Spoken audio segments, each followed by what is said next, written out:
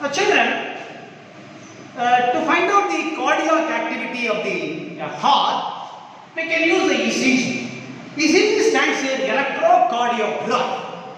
You see that the electrodes are attached on the chest and the other parts of the body, and which can measure the electrical activity of the heart. Now you can see the ECG waves.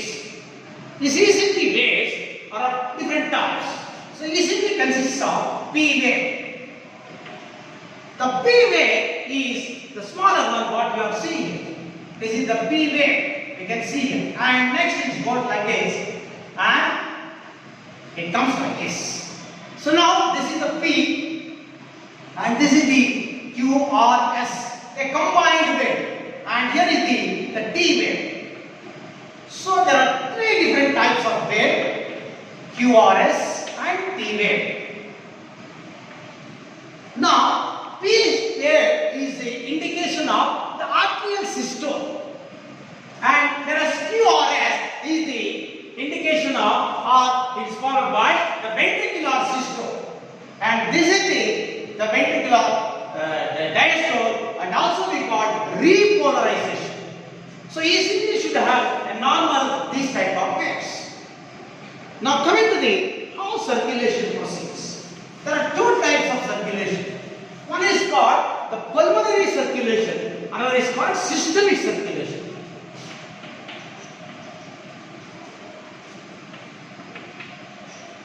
Now this pulmonary circulation, where the right ventricle starts contracting and pumps the blood to the pulmonary artery, and from the pulmonary artery it goes to the lungs, and again it comes back to the heart through pulmonary vein, and the left atrium receives the blood. This is what is called pulmonary circulation, where it goes to the lungs to get the oxygen. You see, this is the pulmonary circulation, where the lungs, the blood is reaching, and where the blood is get purified. Now coming to the systemic circulation. Now this is the systemic circulation.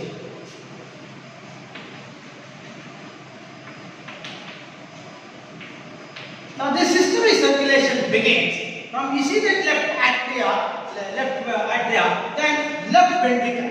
It begins from the left ventricle, where the left ventricle pumps the blood, and from the left ventricle it goes to aorta, and from aorta it goes to different body parts, and from the body parts it comes to the heart through the superior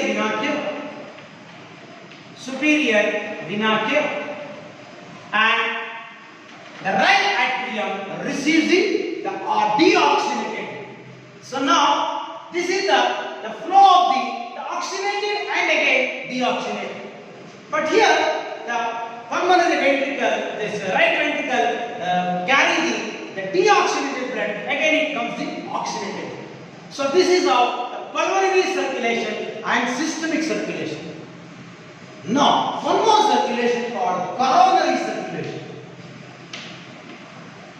What is this coronary circulation? You see that the heart itself is made up of muscles. The heart is also having various kinds of blood vessels. So they should also get the oxygen supply. So the blood which is received by the heart muscles called the coronary circulation through coronary arteries.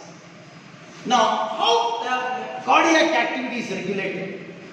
Now it is regulated by the two important the system in the nervous system. Now one is called the parasympathetic nervous system, and it is called sympathetic nervous system. You see that sympathetic nervous system accelerates the heartbeat, whereas parasympathetic decreases or slows the heartbeat. So only they modify the heartbeat, that's all, but the heartbeat actually begins within the heart. So only modulation. Now coming to the last part of the lesson, the various kinds of the disorder. So lesson never ends without understanding the disorders. Now, the very first important disorder we have to understand, commonly we are seeing among the people, that is called hypertension. Hypertension. This is a disorders. disorders, we'll understand. Now, hypertension, they are commonly we call blood pressure. Many of them are confused that, sir, I am having blood pressure. Now, everyone is having blood pressure. But whether it is a high blood pressure or low blood pressure, that is a matter. So now, normally, the blood pressure should value of the blood pressure is 120 by 80. The normal blood pressure 120 by 80. This is the normal 120 by 80 millimeter of mercury. Hence, so this is a very important. Now, this 120 by 80 is the normal. This is the value should be maintained always. And if it is more than this, then we call it as hypertension, or it is less than this, it is called low blood pressure. And one should keep on checking out this blood pressure by using a sphygmomanometer. This is a digital meter is available.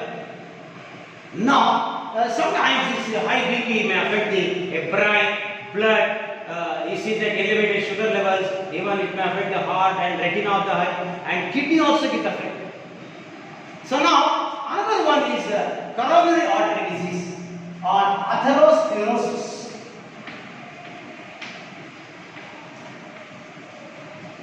This is another disease or a disorder. You see that this is the smooth endothelium damaged slowly, and you see that the plaques are accumulating. So the narrowing of the artery is going on here. So where the fatty tissues or sometimes the cholesterol accumulate and makes the blood vessels becomes narrow. So the flow of blood is decreased, so it affects the heart function. Now another one is angina. This angina means where sometimes you feel a chest pain. Because due to lack of oxygen to the heart muscles, one can feel this angina. This angina is a symptom of where the heart muscles are not getting enough oxygen. Now another one is sometimes it happens where the bypass surgery can be performed. Now sometimes the heart fails to function. So if the heart fails to function, the pumping of the blood cannot possible for the heart.